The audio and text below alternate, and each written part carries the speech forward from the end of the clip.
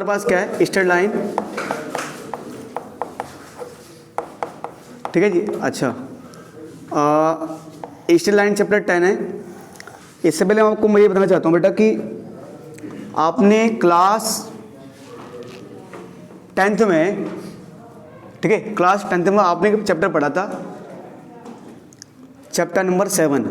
ठीक है, class 10th का एक चैप्टर था, चैप्टर 7। ठीक है, चैप्टर 7 जिसका नाम था कोऑर्डिनेट ज्योमेट्री। Coordinate geometry.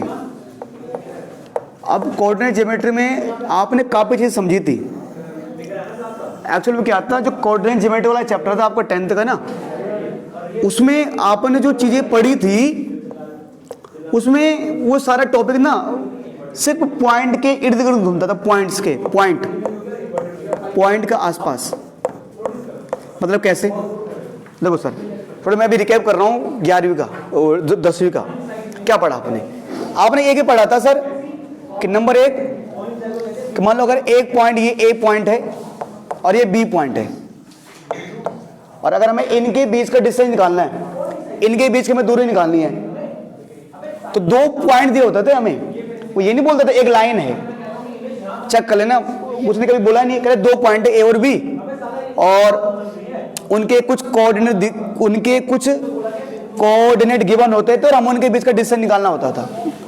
तो मान लो ए और बी 2 पॉइंट थे, मैंने उनको जोड़ दिया, तो अब मुझे ए और बी का डिस्टेंस निकालना है। तो ए और बी का डिस्टेंस निकालने के लिए हम डिस्टेंस फॉर्मूले का यूज करते थे। तो हम ये लेट करते थे, मान लो ए का जो कोऑर्डिनेट है वो x1 y1 है और जो बी के कोऑर्डिनेट है वो x2 y2 है। ठीक है, चलिए सर, अब यहां पर हम यूज करते थे डिस्टेंस फॉर्मूला। ठीक है जी, जो हमारे पास होता है under root x2 minus x1 का whole square plus y2 minus y1 का होल स्क्वायर, ये होता था। अब डिस्टेंस फॉर्मूला में 2 तरह के डिस्टेंस फॉर्मूले में होते थे, एक तो सिंपल वाला, एक डिस्टेंस फ्रॉम ओरिजिन।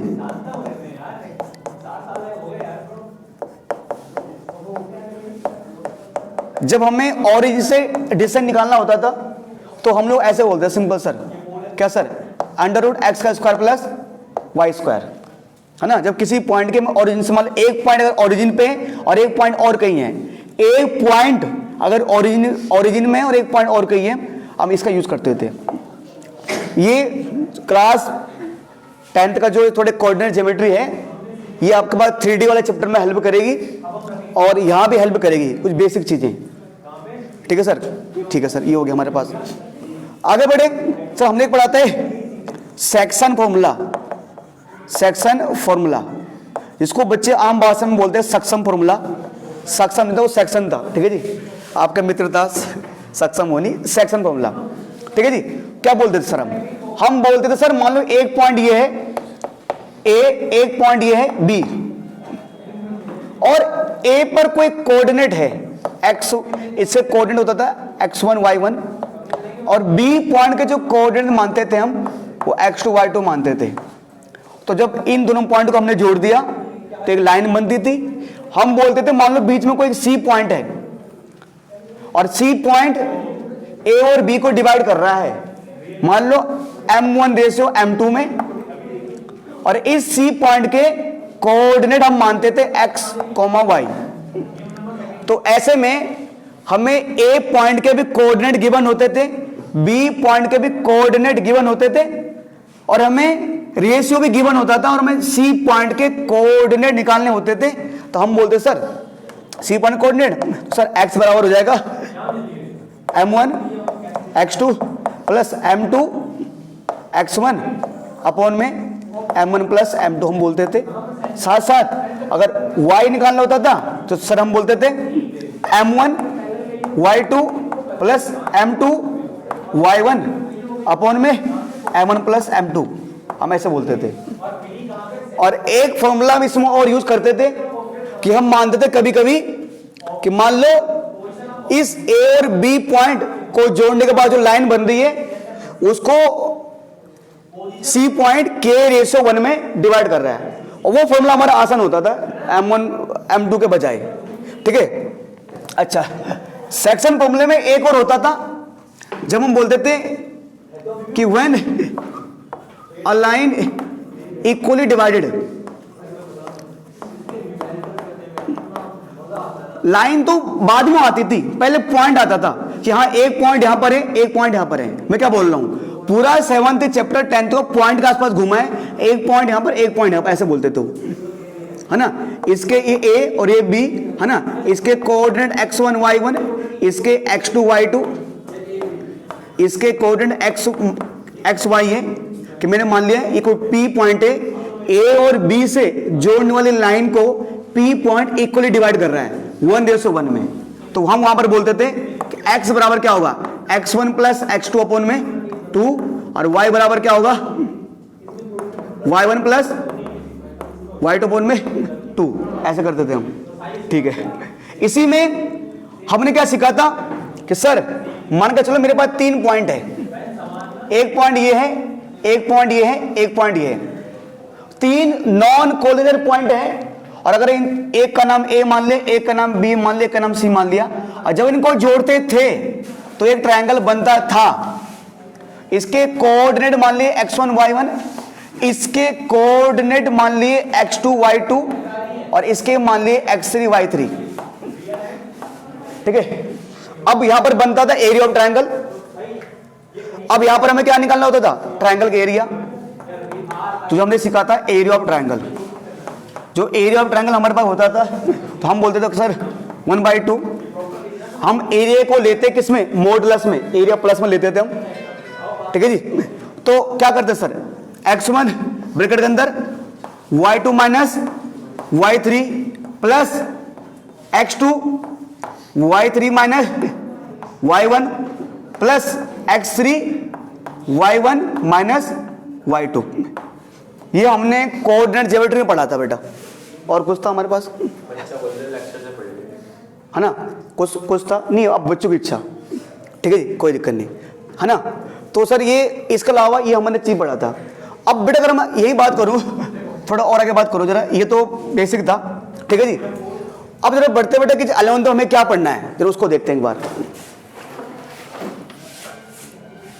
तो ये दो बेटा अभी मैंने आपको बात किया था कि जो 10th में हमने सीखा था पॉइंट का अप्रोक्स, पॉइंट के इर्द गिर्द, ठीक है जी। अब देखो बेटा बात करेंगे सीधा, ये चैप्टर हमारे पास 10th स्ट्रेट लाइन है, पर इससे पहले मैं बात करना चाहूँगा जो क्लास 10th में, सॉरी 11th में जो पूरा कोऑर्डिनेट ज्योमेट्री वाला पार्ट है ना,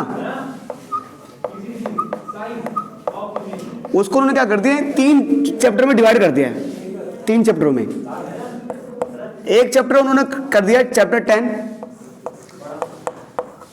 जो हमारा स्ट्रेट लाइन है,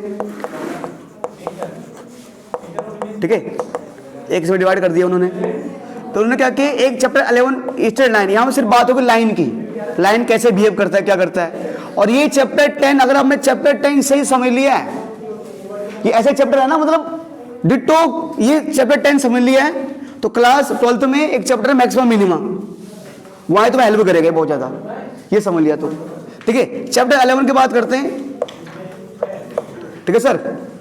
कॉनिक सेक्शन है, ठीक है। कॉनिक सेक्शन में जो बेसिक है, मतलब हाइपरबोला क्या है, पैराबोला क्या है, ठीक है, और ठीक है जी, ये चीज हमने, सर्कल क्या है, इसकी इक्वेशन क्या होती है, ये अब इनको हमने सही समझ लिया, इनका कॉन्सेप्ट समझ लिया आपने। तो ये क्लास 11th 12th में एक चैप्टर आपके पास एप्लीकेशन ऑफ डेरिवेटिव, सॉरी ये एप्लीकेशन ऑफ इंटीग्रेशन, ये बेटा वहां पर हेल्प करेगा आपको, कॉनिक सेक्शन, ठीक है। ये ज्योमेट्री का आपके ये अंडर आता है, ज्योमेट्री के अंडर में, ठीक है। चलिए सर बात करते हैं बेटा, एक और चैप्टर आपके पास, चैप्टर नंबर 12, ठीक है, 3D। इसी का एक बड़ा भाई 12th में है, ठीक है। ये तीनों चैप्टर बैक टू बैक दिए, मतलब बैक टू बैक नहीं दिए गए, पर यूज है इनका पूरा बेसिक, पूरा 11वीं का ही लगेगा। अब सर ज्योमेट्री का मतलब क्यों है, क्योंकि बेटा ज्योमेट्री का मतलब क्या है, वही कार्टेशियन प्लेन जहां पर एक्स एक्सिस वाई एक्सिस की कुछ बात हो रही होती है। तो इन सब में आपको कोऑर्डिनेट मतलब कार्टेशियन प्लेन लेट करके चलना पड़ेगा।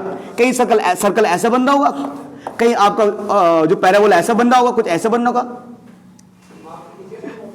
ठीक है, कहीं आपका हाइपरबोला बनना कुछ इस तरह का पैरा, ठीक है। और 3D, तो 3D जो है ना वो आधा चैप्टर आपका बेस इस पर बेस है, तो तीनों चैप्टर आपके लिए काफी चीजें इसमें नहीं होगी, है ना, तो इसलिए आपको दिक्कत लेनी नहीं इसमें, है ना। अच्छा, बात करेंगे थोड़ी सी, बात करके हम स्ट्रेट लाइन की बात करें, स्ट्रेट लाइन की, तो प्यारे बच्चों हम शुरुआत करेंगे कि यहां पर हमें जब यहां पर आते हैं हम सबसे पहले, तो स्ट्रेट लाइन में हमारा सबसे पहले कॉन्सेप्ट ये बनता है कि slope of line, slope of line, कि लाइन का स्लोप, स्लोप ऑफ लाइन का मतलब ये कि लाइन के स्लोप का मतलब ये होता है कि कोई भी लाइन कितना झुकी हुई है। स्लोप का मतलब उसका ढलान बोल सकते हैं कि भाई वो कितना झुका हुआ है, कितना उसका ढलान है, झुकाव है। तो यहां पर हमें दिखाना है कि अगर हमारे पास एक कोई लाइन गिवन है, जैसे मान लो ये लाइन, ये मेरे पास एक लाइन थी और इसके ऊपर एक कोई लाइन जा रही है, तो देखो ये, तो ये लाइन ऐसी है, तो ये लाइन ऐसी भी हो सकती थी सीधे खड़ी, है ना, ये लाइन थी तो इसके ऊपर एक लाइन जा रही है, वो थोड़ी ऐसी भी हो सकती थी झुकी हुई। तो लाइन का कितना झुकाव है वो हमें पता चलता है कहां से, स्लोप से। तो अगर हमें किसी भी लाइन का स्लोप निकालना है ना, किसी भी लाइन का स्लोप निकालना है, तो उसके लिए हमारे पास बहुत सारी कंडीशन बन सकती है। तो मान के चलो प्यारे बच्चों, स्लोप ऑफ लाइन का मतलब ढलान, और स्लोप को हम डिनोट करते हैं m से, ठीक है सर। मान के चलो प्यारे बच्चों, मेरे पास एक कार्टेशियन प्लेन है, ठीक है, ये x एक्सिस है, ये y एक्सिस है। अब यहां पर एक एंगल बन रहा है मेरा, इसका नाम है थीटा, ये जो एंगल बन रहा है थीटा नाम का एंगल, थीटा, थीटा मतलब कुछ भी हो सकता है, कितने डिग्री हो सकता है, ठीक है सर। अब अगर मुझे पता करना है प्यारे बच्चों कि ये जो लाइन x एक्सिस के साथ, ध्यान देना इस चैप्टर में हम क्या करेंगे कि जो भी एंगल बताएंगे, जब भी हम बात करेंगे एंगल का, कि कोई एक लाइन किसी x एक्सिस के साथ, या कोई, है ना, कि एक लाइन काट, जब भी हम किसी लाइन को कार्टेशियन प्लेन में ड्रॉ करेंगे, तो हम ना जो एंगल बनाएंगे वो x एक्सिस के साथ ही बनाएंगे। मतलब वो लाइन या तो ऐसी जा रही होगी या वो लाइन ऐसी आ रही होगी। हमेशा हम एंगल को मेजर करेंगे x एक्सिस के रिस्पेक्ट में, नहीं तो मान लो, तो मान लो भैया लाइन ऐसे भी जा सकती है, ऐसे भी, तो एंगल यहां पे बन रहा है, वैसे एंगल यहां पे बन रहा है। आप करो कहीं भी, फायदा कुछ नहीं होना है, इसलिए घुमा फिरा कर क्या किया गया कि ये माना गया कि हम जो भी एंगल मेजर करेंगे वो x एक्सिस को देखकर ही करेंगे। मतलब x एक्सिस पर जो एंगल बन रहा है उसी के बेस पर हम उसका क्या निकालेंगे, स्लोप निकालेंगे, ठीक है सर। तो बेटा किसी भी लाइन का जो स्लोप मेजर करता है वो करता है उसका एंगल, इसलिए ये माना गया कि अगर हमें किसी भी लाइन का स्लोप निकालना है, कोई भी लाइन है, तो स्लोप ऑफ ए लाइन जिसको हम आम भाषा में m बोलते हैं, स्लोप को, उसको बोलते हैं हम tan थीटा, यानी tan थीटा उसका हो जाएगा स्लोप। मतलब बेटा समझे नहीं हम, बेटा मैंने कहा m बराबर थीटा। आप एग्जांपल ले लो, जैसे कि मैंने मान लिया, बाय द वे ये जो लाइन है वो x एक्सिस का मान लो एंगल बना रही है 45 डिग्री का, ठीक है जी। तो m बराबर थीटा, थीटा कितना 45, ठीक है जी।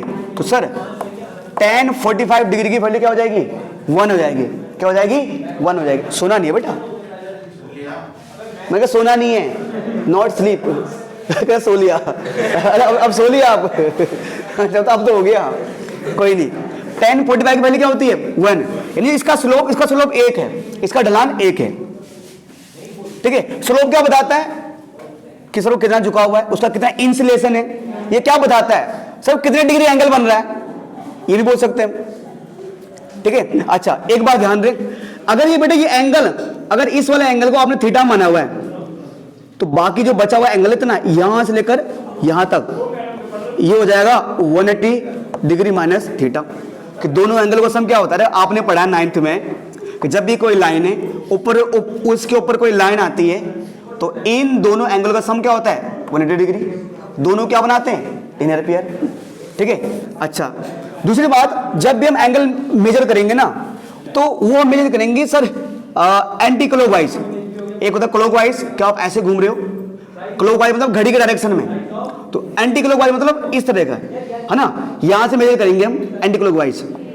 तो ये थीटा हमने लिया था, तो सर एंगल है ना, तो यानी यहां पर हम समझे अगर ये एंगल थीटा है तो ये वाला एंगल पूरा क्या हो जाएगा, 180 माइनस थीटा हो जाएगा सर।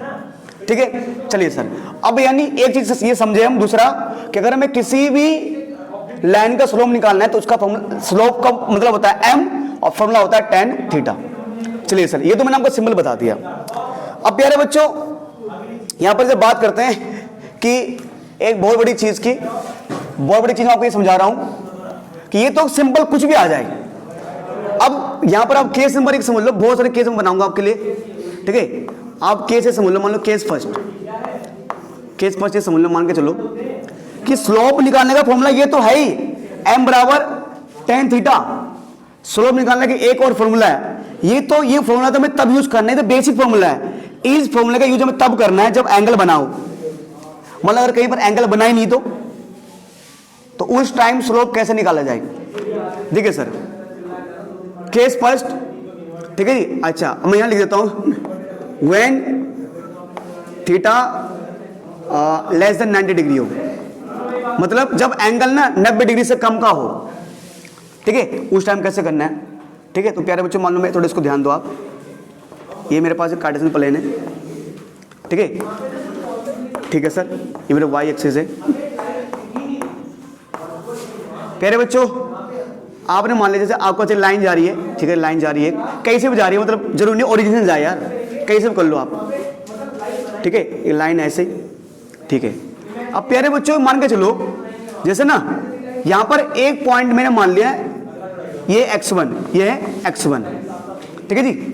अब अगर ये x1 है तो अगर मान के चलो मैं यहां से 2 मिनट के लिए किसी एक पॉइंट से x ऊपर, मतलब अगर मान लो मैं यहां से सीधे एक परपेंडिकुलर खींचता हूं इसके ऊपर डायरेक्ट, है ना, मैंने मान लो यहां से क्या खींचा, परपेंडिकुलर खींचा, तो जो वैल्यू x की यहां पर होगी वही वैल्यू x क्या होगी, यहां पर होगी। मतलब समझो मान लो मैंने इस ए पॉइंट से यहां पर एक परपेंडिकुलर खींचा है, तो जो वैल्यू x की यहां पर होगी वही वैल्यू x की यहां पर होगी। तो मान लो यहां पर a का कोऑर्डिनेट है ना, ठीक है, ये x1 हो गया, और y की वैल्यू मैंने क्या मान ली, y1, है ना, y की वैल्यू मैंने मान ली सर, यहां पर y की वैल्यू क्या है, y1 है। ठीक है, दूसरा बेटा अगर मैं बात को मान के चलता हूं सर, अच्छा मान लो प्यारे बच्चों मैंने यहां से एक परपेंडिकुलर खींचा इस पॉइंट से यहां पर, ठीक है, तो x की जो वैल्यू यहां पर होगी वही वैल्यू यहां पर होगी। मान लो x की वैल्यू अगर यहां पर x2 है तो सर यहां पर कितनी होगी, x2। अब मान लिया कि यहां पर y की जो वैल्यू है ना वो है y2 है, ठीक है, और इस पॉइंट का मैंने मान लिया b, ठीक है। चलिए सर, अब मैंने इसके पहले लाइन खींच ली सीधे, ये मान लो ये जो कोई भी इसका नाम p पॉइंट, इसका नाम q था, तो लाइन ऐसे खींच ली मैंने, सिंपल सी बात है ना, इसका नाम हो गया d। अब आप लोग ये जानते हैं, ये बात आप अच्छे तरीके से जानते हैं, सिंपल से कॉमन सेंस वाली बात है कि x की वैल्यू जो यहाँ पर है ना, वही वैल्यू बेटा x की क्या होगी, है ना।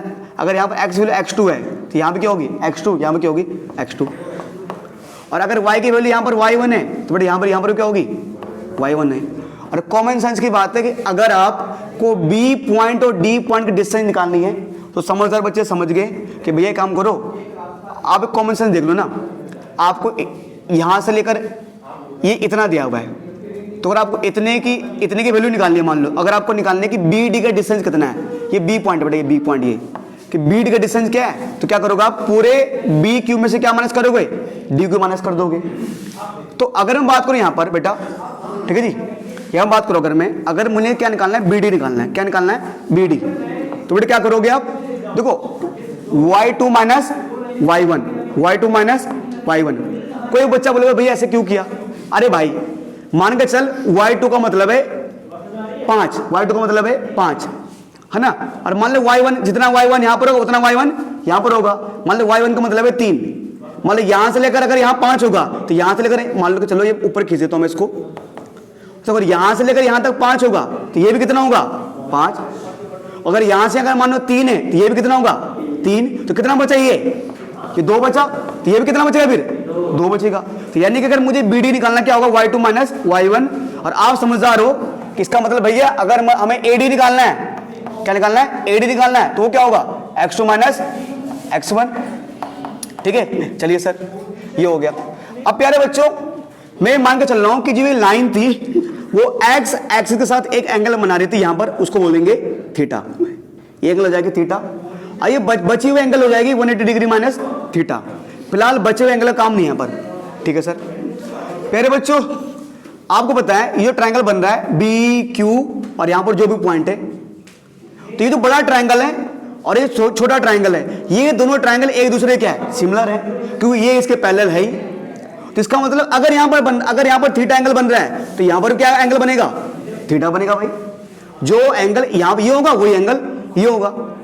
चलिए सर अब प्यारे बच्चों बाय द वे लिखता हूं मैं यहां पर। तो अगर मान लो कि हमने पढ़ा है कि अगर किसी भी लाइन का स्लोप निकालना है तो भैया आपने फॉर्मूला बताया था कि m बराबर tan थीटा, है ना। तो अगर मुझे इस लाइन का स्लोप निकालना है तो क्या सर कि m इक्वल टू क्या tan थीटा, ये स्लोप, ये तो फॉर्मूला होता ही है। चलिए सर अब अगर मैं बात करूं इन ट्रायंगल BDA, अगर मैं ट्रायंगल BDA की बात करता हूं, ट्रायंगल BDA, ठीक है।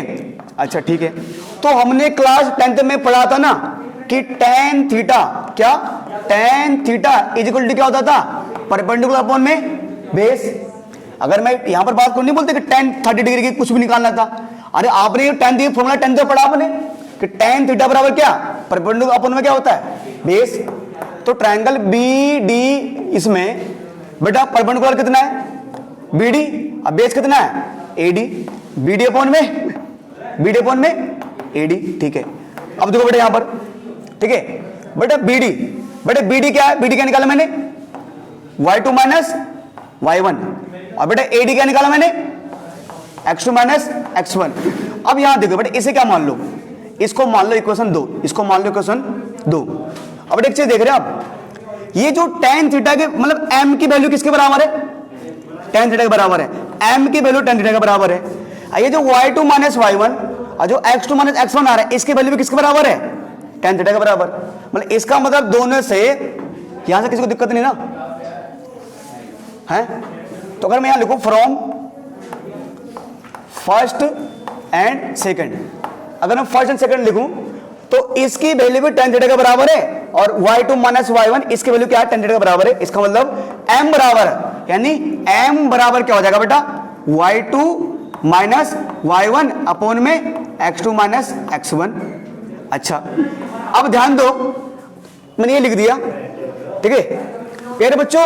यहां पर ना इसी को मतलब इसी चीज को y2 minus y1 x2 minus x1 को मैं लिख सकता हूं। बात करें तो अरे बच्चे आवाज नहीं, m equal to y2 minus y1 ये हो गया।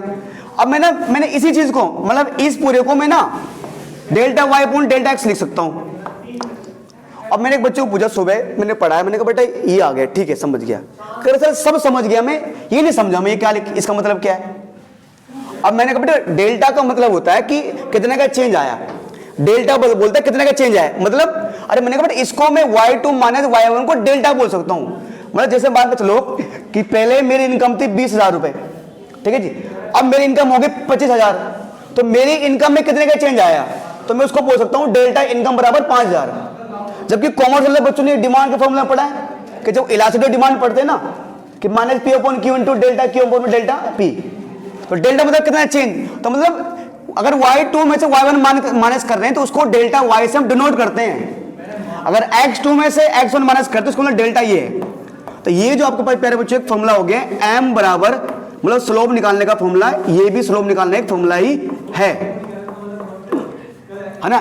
ये तो है ही है सर कि m इक्वल tan थीटा, ये कब अगर एंगल दिया हो, ये कब जब एंगल ना दिया हो, पॉइंट दिया हमें, ठीक है। ये तो वो वाला केस मैंने आपको बताया कि जब हमारे पास एंगल बने 90 डिग्री से कम का, ठीक है, तो उस टाइम हमें क्या करना है, उस टाइम हम हमारे लिए स्लोप का फॉर्मूला क्या होगा तो ये हम यूज करेंगे बेटा, ठीक है सर। चाहे ये बोलो बात एक ही है, ठीक है।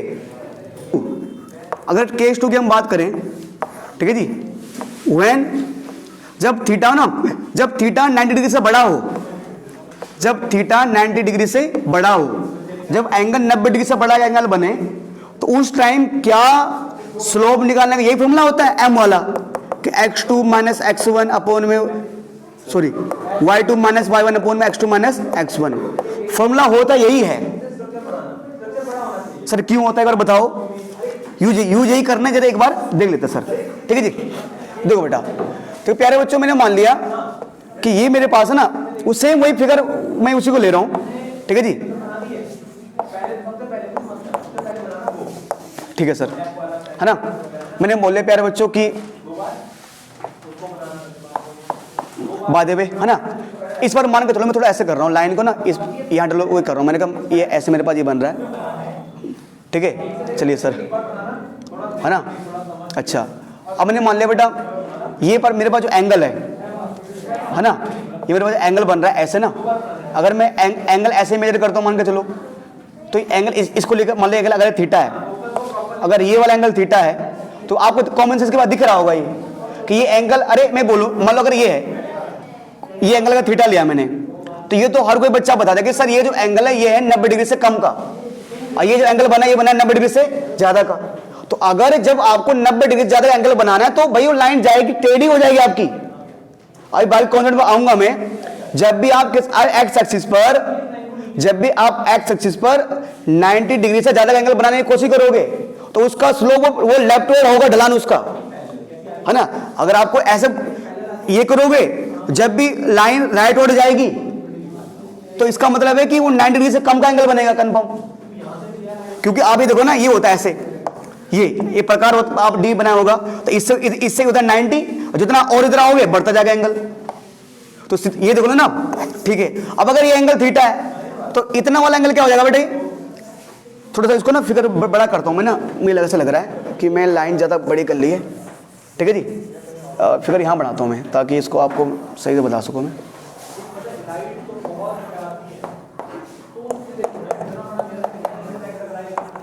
जी, अरे बच्चे बातें नहीं बेटे, अगर एंगल थीटा है तो ये एंगल क्या हो जाएगा बेटा, ये वाला एंगल 180, ये जो एंगल है ये वाला एंगल यहाँ लिख रहा हूँ मैं, ये एंगल क्या हो जाएगा बेटा 180 डिग्री माइनस थीटा।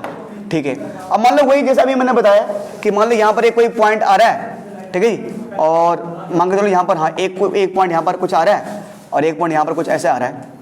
ठीक है, इनको मैंने जोड़ दिया, एक यहाँ ट्रायंगल बन रहा है। ठीक है, मान के चलो बेटा कि यहाँ पर जो पॉइंट आ रहा है उसका कोऑर्डिनेट क्या है बेटा x2 y2, इसके कोऑर्डिनेट क्या बेटा हमारे पास x1 y1। अच्छा बेटा, ठीक है। और ये जो मैंने क्या किया बेटा, यहां से इसका नाम था a, इसका नाम है b, इसका नाम है c। तो मान लो मैंने ये जो मेरे पास a है ये AD परपेंडिकुलर है इस पर, और ये जो मेरे पास मान लो जो AD वाली लाइन है ये जो मान लो मैंने कहा AD है, ये AD वाली लाइन x एक्सिस पर परपेंडिकुलर है, और ये मान लो CP वाली लाइन है, ये CP वाली लाइन भी x एक्सिस पर क्या है, परपेंडिकुलर है। ठीक है सर, अब प्यारे बच्चों ध्यान दो। ठीक है जी, चलिए सर, अब आपको वही सर आपने बताया था अभी कि स्लोप निकालने का फॉर्मूला क्या होता है, आप ये लिखोगे सर कि सर अभी आपने बताया था कि स्लोप निकालना है तो sir m tan theta is equal to m। ठीक है जी, ये ठीक है सर। आप प्यारे बच्चे एक चीज देखो, है ना, ठीक है ना। अब हमने क्या, मैं बता रहा हूं कौन सा केस कि जब एंगल क्या हो 90 डिग्री से ज्यादा होगा। मान लो ये एंगल 90 डिग्री से ज्यादा का एंगल है। ठीक है, अब प्यारे बच्चों एक चीज बताओ जरा, अगर ये तो हो गया, ठीक है, इसका मैं फॉर्मूला बता दिया आपको, ये हो गया सर। अब प्यारे बच्चों अगर मैं आता हूं किस पे, अगर मैं आता हूं ट्रायंगल ABC में, ट्रायंगल ABC में, इन ट्रायंगल ABC आपको पता है जितना एंगल ये है उतना डिग्री एंगल क्या होगा, ये होगा, ये तो होगा। जितने डिग्री का एंगल ये उतना डिग्री एंगल क्या होगा, ये। दोनों एंगल सेम नहीं होंगे, क्यों सर, करस्पॉन्डिंग एंगल हो जाएंगे दोनों। अरे क्योंकि ये ट्रायंगल छोटा वाला ट्रायंगल है इस बड़े ट्रायंगल के सिमिलर है, तो ये दोनों एंगल क्या हो जाएंगे, इक्वल। तो अगर ये वाला एंगल कितना है 180 डिग्री माइनस थीटा है, तो सर ये एंगल भी क्या होगा 180 डिग्री माइनस क्या होगा थीटा, सेम है। तो अगर आप लोगे सर, आप लिखोगे tan, बेटे इस एंगल का नाम क्या है, tan ACB, tan एंगल है ना, tan angle ACB equal to क्या लिखोगे बेटा, परपेंडिकुलर अपॉन में बेस। और जैसे मैं पिछले क्वेश्चन में अगर यहाँ पर थीटा बन रहा था तो मैंने क्या लिखा था tan थीटा बराबर जो बन रहा था। तो अगर यहां पर एंगल क्या बन रहा है ACB, तो मैं क्या लिखूंगा tan ACB बराबर परपेंडिकुलर अपॉन में बेस। ठीक है, अब बेटे यहां पर परपेंडिकुलर क्या बन रहा है, यहां पर इस ट्रायंगल परपेंडिकुलर कौन, अगर मैं थीटा इसको ले रहा हूं, अगर मैं इस एंगल को लेके चल रहा हूं तो इसके लिए परपेंडिकुलर कौन है AB, और बेस कौन है BC।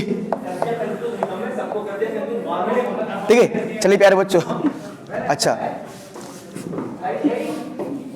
ठीक है, अच्छा tan एंगल ACB, और यहां पर ACB की वैल्यू कितनी है, कितनी है, कितनी है 180 डिग्री माइनस थीटा, और यहां पर ACB की वैल्यू कितनी है 180 degree minus theta equal to, अच्छा और AB कैसे निकलेगा y2 माइनस y1, जो भी पिछले वाला क्वेश्चन कराया था मैंने यार, AB की वैल्यू कैसे आएगी y2 माइनस y1, और इस BC की वैल्यू कितनी कैसे आएगी x2 minus x1।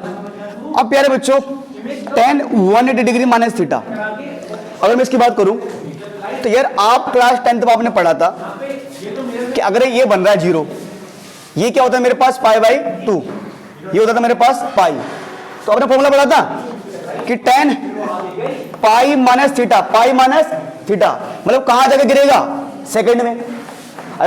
tan pi minus theta क्या होता है माइनस tan थीटा, ये तो होता है, और ये कहां जाके गिरेगा सेकंड में, सेकंड में tan क्या होता है माइनस, तो tan पाई माइनस थीटा, तो पाई मतलब 180, तो tan 180 degree minus theta, tan 180 degree minus theta क्या होता है माइनस का tan थीटा, है ना।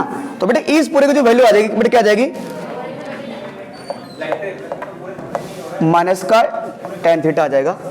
ठीक है, चलिए सर y2 माइनस y1, और नीचे क्या बेटा x2 माइनस x1। ठीक है, अगर मैं प्यारे बच्चों इसको मैं दूसरा क्वेश्चन मान कर चलूँ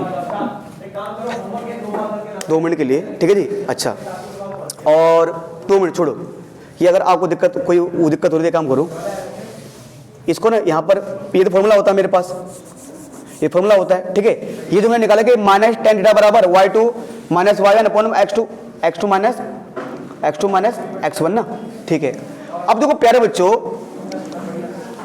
इसी पॉइंट पर देखो मैंने क्या कहा बेटा, मैंने कहा सर, मैंने कहा क्या स्लोप निकालने का फॉर्मूला क्या होता है tan थीटा बराबर क्या होता है m, ये स्लोप निकालने का फॉर्मूला होता है, ये तो होता है बताया मैंने। तो अगर यहाँ पर अगर मुझे इस पॉइंट पर स्लोप निकालना है तो इस पॉइंट पर स्लोप निकालने क्या फॉर्मूला है, एक फॉर्मूला तो ये मैंने बता दिया इस तरीके से, तो एक ये भी तो है कि tan, और यहां पर थीटा क्या है, अरे यहां पर थीटा की वैल्यू क्या है 180 डिग्री माइनस थीटा, किसके बराबर हो गए m के।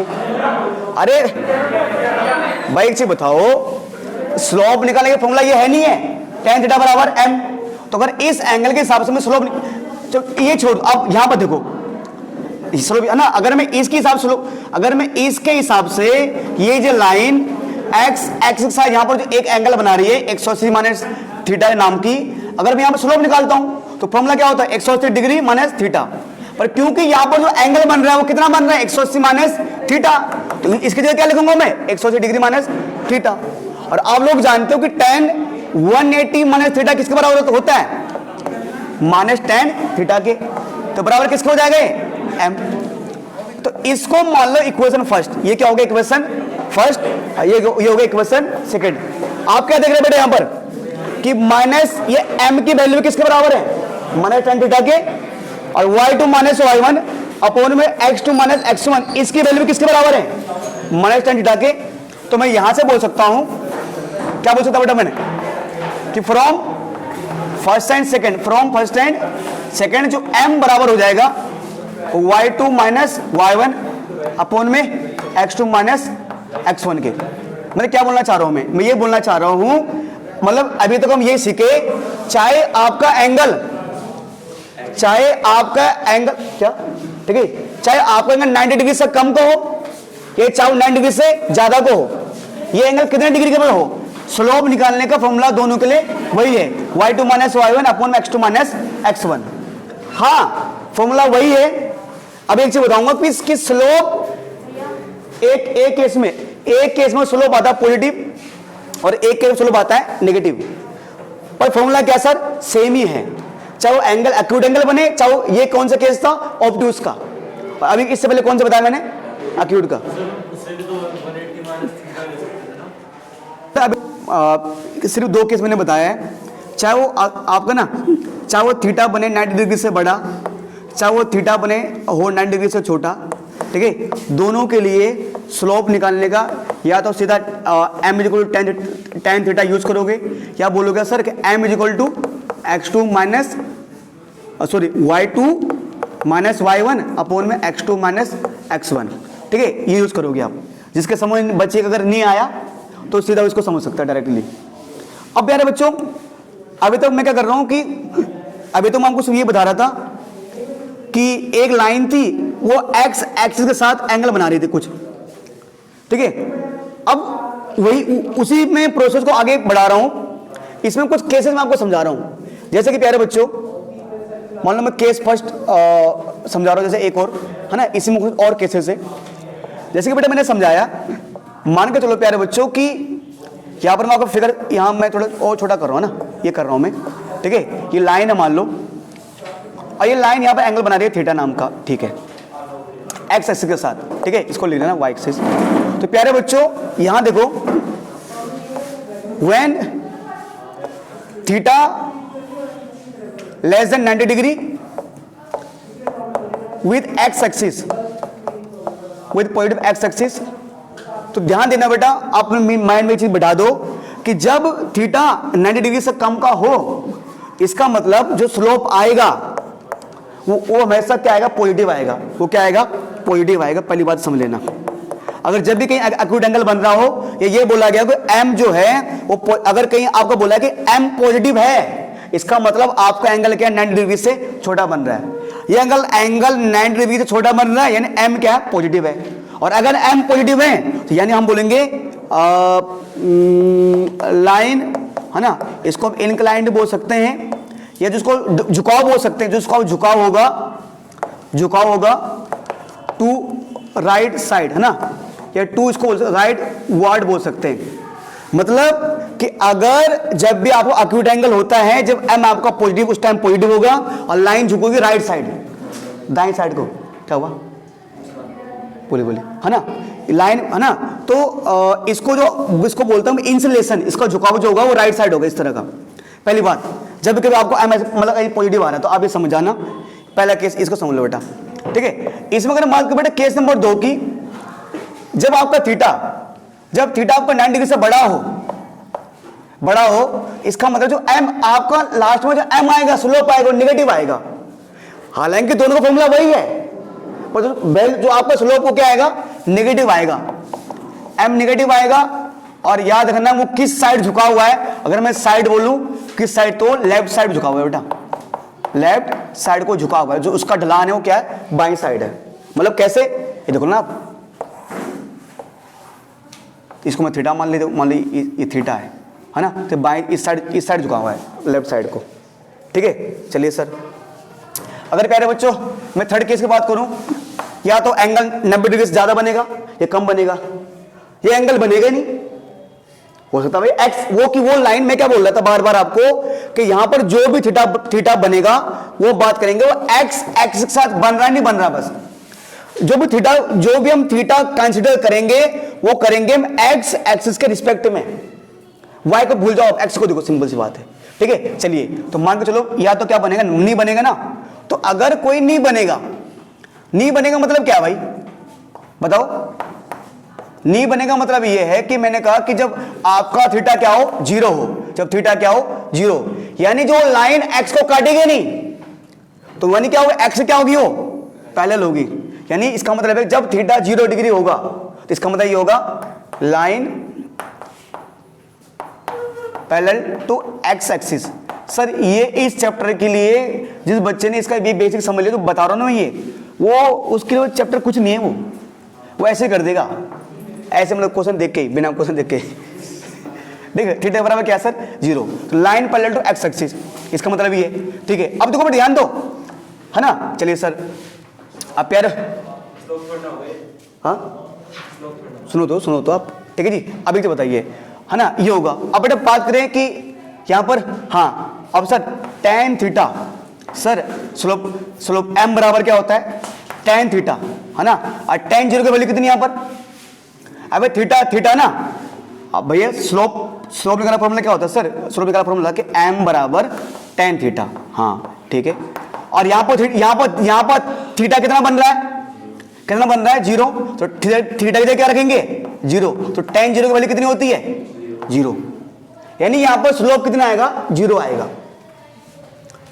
है ना सर। यहाँ स्लोप क्या आ जाएगा, जीरो। मतलब सिंपल, जो ये नहीं समझा आप समझ लो कि जब आपका दो लाइन के बीच में या लाइन और एक्स के बीच में थीटा 0 डिग्री हो तो स्लोप क्या होगा, उसका जीरो होगा। कुछ होगा नहीं स्लोप यार, जाहिर सी बात है, पर समझने वाली बात है ना, कैसे आया तो सबको पता है, जब कुछ टच नहीं हो रहा तो ठीक है। चलिए सर बेटा बात करें हम नंबर 3 की, एक फोर्थ केस की।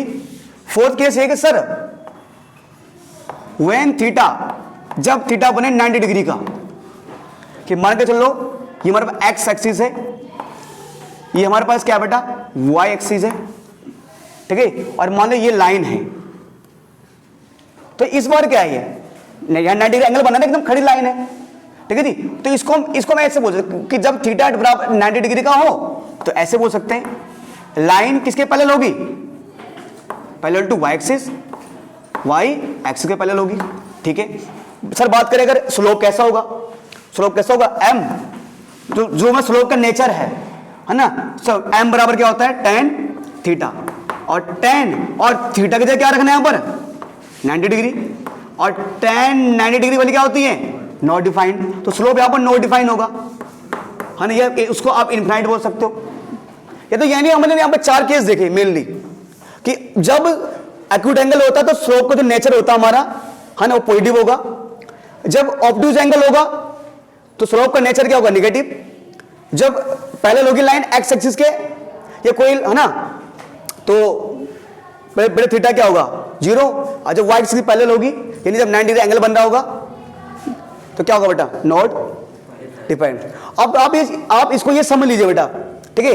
यहां पर प्यारे बच्चों आप ये समझ लीजिए इन दोनों में कि ये समझ लो आप एक्स एक्सिस को यहां पर कोई एक लाइन वो कर लो, मतलब मान ली एक्सिस से कोई लाइन है कि एक लाइन ये और दूसरी लाइन है, तो कभी कभी आपके पास मतलब ऐसा क्वेश्चन भी आ सकता है कि दो लाइनों के बीच में एंगल बन रहा है, तो इसको दूसरी लाइन मान लो आप। मैं तो यहां पर ये लेकर चला ना कि एक एक्स एक्सिस है और लाइन उसको काटते हुए जा रही है, तो जो केस हमने, क्योंकि एक लाइन तो मैंने ड्रॉ की है, दूसरी लाइन मैंने किसको माना है, एक्स एक्सिस को माना हुआ यहां पर। तो आप यही केस दो लाइन के केस में अगर ये बोला है कि मतलब मैं ये लिख दूं कि दो लाइनों के बीच में क्या क्या संभव हो सकता है, कि जो स्लोप कैसे कैसे बन सकता है ना, तो अगर दो लाइनों के बीच में 4 तरह का आपका m की वैल्यू आ सकती है, या तो पॉजिटिव आएगी, कुछ भी आ सकती है, या नेगेटिव आएगी, नेगेटिव कुछ भी आ सकती है, कितना भी, या तो जीरो आएगी, कुछ आएगी नहीं, मतलब नॉट डिफाइंड आ जाएगा, ठीक है सर। ये तो बात थी प्यारे बच्चों, ये है ना, कि जब कोई एक लाइन एक्स के साथ क्या बिहेव कर रही है, ठीक है। अब बेटा जरा एक काम करते हैं, 2 केसों को और लेंगे हम, इस केसों और इस केसों में। वहां पर मैं बात करूंगा 2 लाइनों की, सिर्फ 2 लाइन लूंगा। या तो मैंने एक लाइन तो खींचा था और एक लाइन मैंने किसको माना था, एक्स एक्सिस को, ठीक है। चलो आगे बढ़ते फटाफट। बच्चों जरा बात करेंगे कि अब अभी तक मैं मान के चल रहा था कि एक लाइन एक्स एक्सिस को इंटरसेक्ट कर रही थी। अब मान के चलो कि मैंने ऐसे मान लिया 2 मिनट प्यारे बच्चों कि ना, ये मेरे पास ये एक्स एक्सिस है मेरे पास, ठीक है ना, ये वाई एक्सिस है, ठीक है सर। अब मान के चलो प्यारे बच्चों एक लाइन और ये जो दोनों लाइन है, ये इस लाइन का नाम है L1, इसका नाम है L2, ठीक है। मान के चलो जो इसका स्लोप, जो L1 का स्लोप आएगा उसको M1 मान लिया हमने, और जो L2 का स्लोप आएगा वो हो गया M2। अब प्यारे बच्चों मैंने मान लिया कि ये एंगल बना रहा है, तो ये लाइन जो एक्स का जो एंगल बना रही है मैंने मान लिया, कुछ मान लो ये अल्फा है, और ये लाइन जो एक्स एक्सिस एंगल बना रही है वो क्या मान लिया मैंने, बीटा मान लिया, ठीक है। तो यहां पर दोनों, यहां पर L1 वाली लाइन किसके पैरेलल है, L2 के पैरेलल है।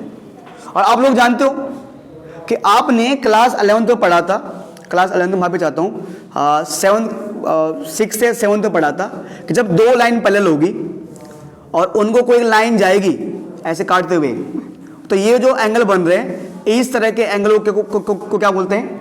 Corresponding angle. क्या बोलते हैं? Corresponding angle. मतलब मैं यहां से क्या सर, यहां से क्या साबित करना चाहती हूं? मैं यहां से निकालना चाहता हूं कि relationship between slope of two parallel line, मैं यहां लिख देता हूं, ठीक है जी।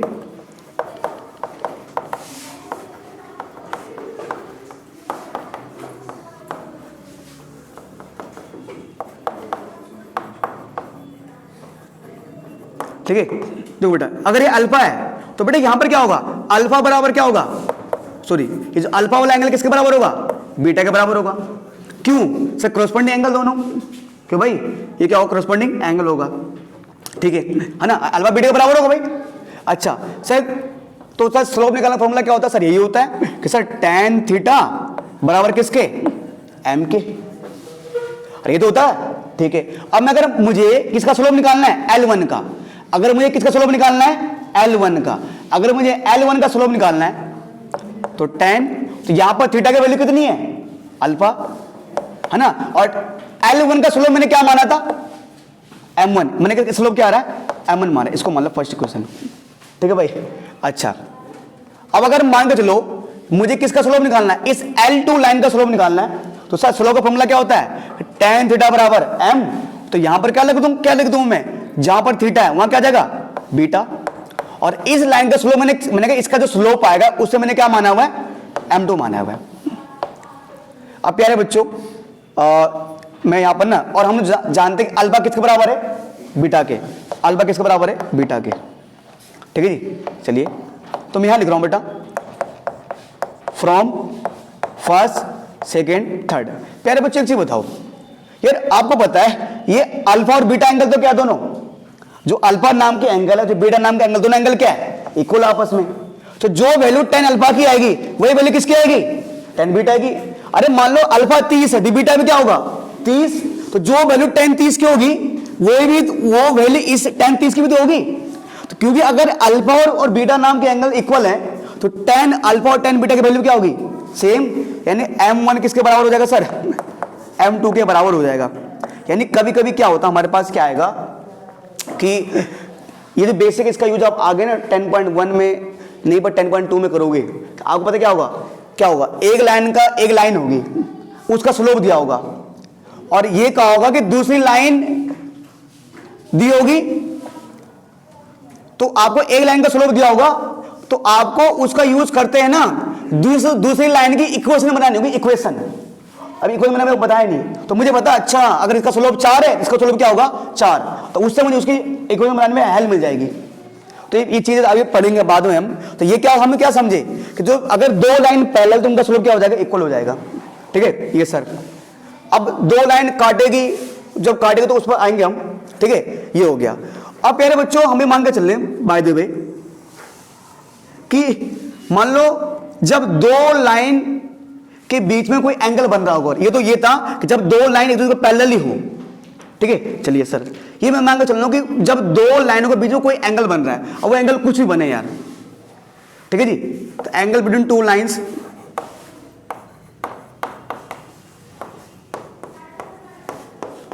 कि दो लाइंस के बीच में अगर कोई एंगल बन रहा है, ठीक है जी। तो बेटा मैंने ऐसे मान लिया, जैसे ये मेरे पास एक्स एक्सिस है, ये मेरे पास वाई एक्सिस है, ठीक है जी। अच्छा, और मान लो एक लाइन ये ऐसी थी, एक लाइन ये ऐसी थी, ठीक है। चलिए सर, अब प्यारे बच्चों है ना, अब एंगल हम ऐसे, है ना, हम ऐसे एंगल देख रहे हैं, तो मान के चलो प्यारे बच्चों ऐसे एंगल मेजर करें ना एंटी क्लॉकवाइज, अब एंटी क्लॉकवाइज ले रहे हैं, तो मान लो प्यारे बच्चों आपने इस एंगल को मान लिया अल्फा, इसे मान लिया आपने अल्फा, ये कुछ भी हो सकता है, ये 180 मान अल्फा हो जाएगा, छोड़ो, है ना। एंगल ऐसे लेंगे हम, ठीक है जी। अच्छा प्यारे बच्चों इसको मैंने मान लिया ये है बीटा एंगल, ये है बीटा।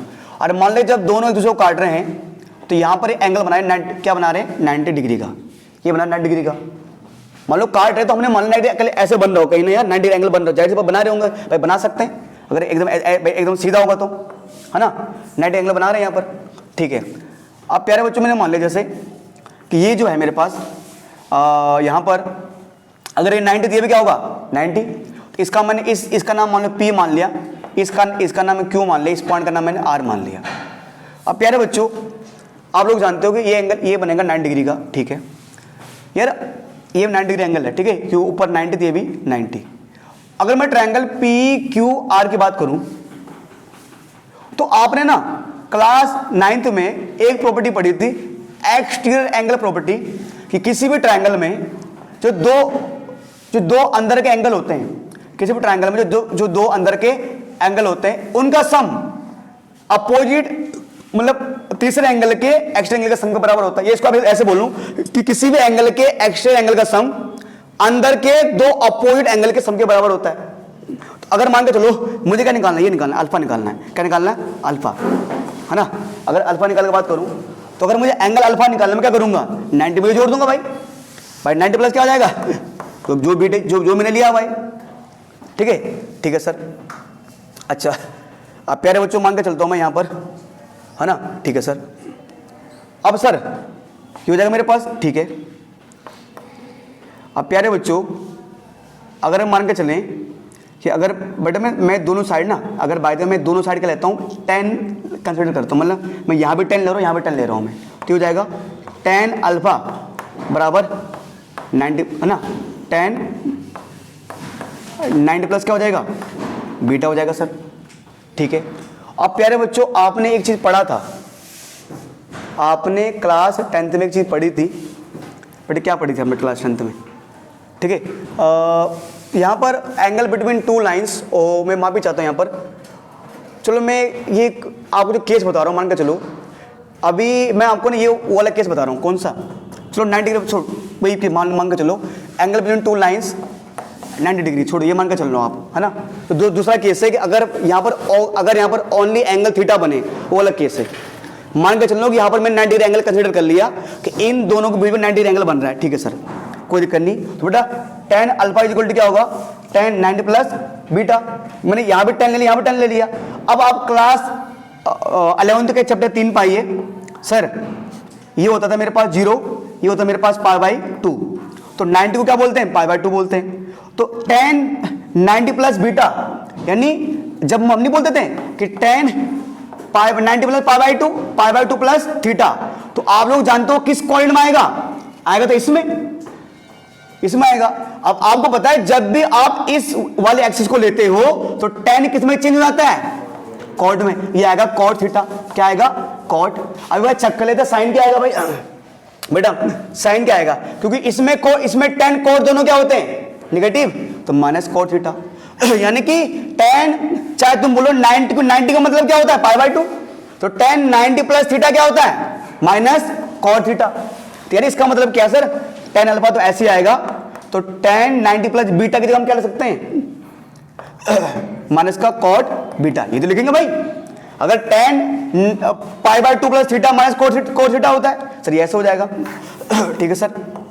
अब बेटा अगर मैं आगे बात करूं प्यारे बच्चों, 10 अल्फा इक्वल टू, बेटा कॉट बीटा को मैं क्या ले सकता हूं, कॉट को ले सकता हूं मैं 1 में 10, तो माइनस कॉट बीटा को क्या ले सकता हूं मैं, 1 में 10 बीटा ले सकता हूं मैं, ठीक है। अभी आगे जरा आप मान के चलो इसको, आप चलो आगे कैरी ऑन करते हैं, ठीक है जी। अच्छा अब अगर आपको हमने मान लिया कि ये जो लाइन थी, ये जो L वाली मान लिया लाइन है, इसका स्लोप मैंने मान लिया m1 है, क्या स्लोप है इसका, m1, ठीक है। ये जो मेरे पास लाइन है, ये लाइन है, इसका स्लोप क्या मान लिया मैंने, m2 मान लिया।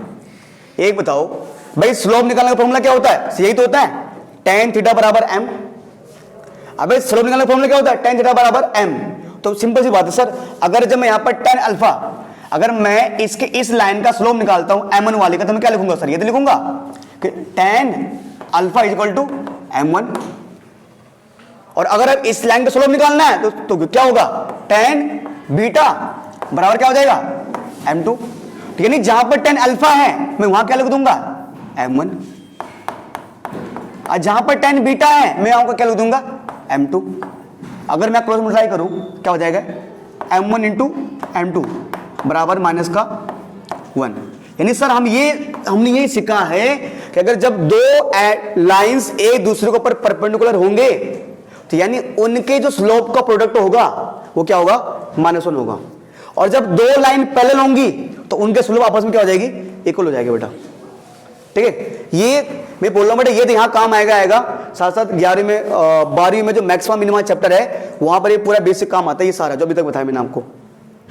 ठीक है सर, ये बताया। एक अगर आप ये वाला केस समझ गए हो तो एक लास्ट केस इसमें बचा हुआ है, वो केस ये बचा हुआ है कि यहां तो मैंने एंगल 90 डिग्री लेकर चला था, अगर एंगल ओनली क्या बने, थीटा बने, ये ना हो, मतलब दो लाइन के बीच में एंगल बन रहा हो, ये हमें कितनी डिग्री बन रहा हो नहीं बन रहा है, तो उसके लिए क्या केस बनेगा उस पर आता हूं मैं, तो इसको देख लो। बट अब सेम केस जो अभी लिया मैंने वो लेकर चलता हूं। मान लो दो एंगल है, सॉरी दो लाइन है, इसका नाम है L1, इसका स्लोप को मैंने M1 मान लिया, इसका स्लोप जो निकलेगा M1 मान लिया। ये लाइन L2 है, इसका स्लोप जो निकलेगा उसको M2 मान लिया, और इनके बीच एंगल बन रहा है थीटा नाम का। ठीक है जी, ये मान लो अल्फा नाम का, यहाँ ये एंगल बना है यहाँ पर अल्फा, ये एंगल बना रहा है यहाँ पर बीटा। ठीक है जी। अब प्यारे बच्चों आप अगर इस ट्रायंगल की बात करें, ये जो ए बी से मान लो ट्रायंगल बन रहा है, ठीक है जी, तो ये एंगल अगर एंगल थीटा है, एंगल भी क्या होगा बेटा, साइड से बात क्या होगा, थीटा ही होगा, है ना। चलिए, और जो भी जस्ट आपको मैंने बताया कि ये जो ये अल्फा वाला एंगल है, इसका स्लोप, इसका सम किसके बराबर होगा, थीटा प्लस बीटा, तो अल्फा बराबर क्या होगा सर, थीटा प्लस बीटा। ठीक है प्यारे बच्चों, मान के चलो मैं ऐसे करते हैं, मैं बीटा को यहां ले आता हूं। ठीक है जी, मैं कर रहा हूं अल्फा माइनस बीटा बराबर थीटा, और अगर दोनों साइड में tan लेके चलता हूं कि tan अल्फा माइनस बीटा, और यहां भी tan थीटा। तो प्यारे बच्चों एक फॉर्मूला याद आ गया, tan a माइनस बी वाला, तो क्या होगा tan a minus tan b upon में 1 plus tan a tan b। ठीक है, और tan थीटा को हम क्या मानते हैं, स्लोप मान के चलते हैं, है ना। तो सर ये फॉर्मूला हो जाएगा उस केस में। इसमें हम मॉडुलस लेकर चलते, हम केस मान के चलते कि सर जो हमारे पास थीटा आएगा वो पॉजिटिव केस, पॉजिटिव आएगा, m जो आएगा ना। तो ये तीसरा वाला केस है सिंपल, जब दो लाइन के बीच कोई एंगल बन रहा हो तो उस केस में ये वाला फॉर्मूला लेकर चलना है सर हमें। ठीक है, और हाँ रुको, ठीक है ये, और ध्यान दो ये tan a ना, तो अब मैंने फॉर्मूला ये लिखा है tan a, अब tan a मतलब tan अल्फा, tan b मतलब tan बीटा,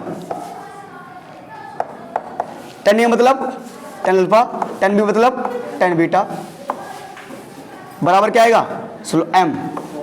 सर अगर मैं बात करूं tan अल्फा, अबे जब मुझे L वाली लाइन का स्लोप निकालना होगा, है ना, अब जिस प्रकार tan थीटा बराबर m होता है, तो अगर मैं थीटा की जगह क्या रखता हूं, अल्फा रखता हूं, तो इसका स्लोप मैंने क्या माना हुआ है, m1 माना हुआ है। वैसे जब मैं थीटा की जगह क्या रखूंगा, बीटा रखूंगा, मतलब है ना, तो उसका स्लोप मैंने क्या माना हुआ है, m2 माना हुआ है। यानी कि सर यहां क्या जाएगा, क्या जाएगा m1 माइनस m2 अपॉन में 1 plus m1 m2 equal to m। ठीक है सर, ये हमारा फॉर्मूला है, और ये इसका बेसिक आपको हो गया बेटा। ठीक है, बताइए।